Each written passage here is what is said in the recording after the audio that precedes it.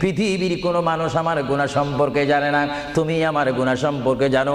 আমি এমন গুনাহ করেছি আমার বিবি জানে না, বিবি গুনাহ করেছে আমি জানি না।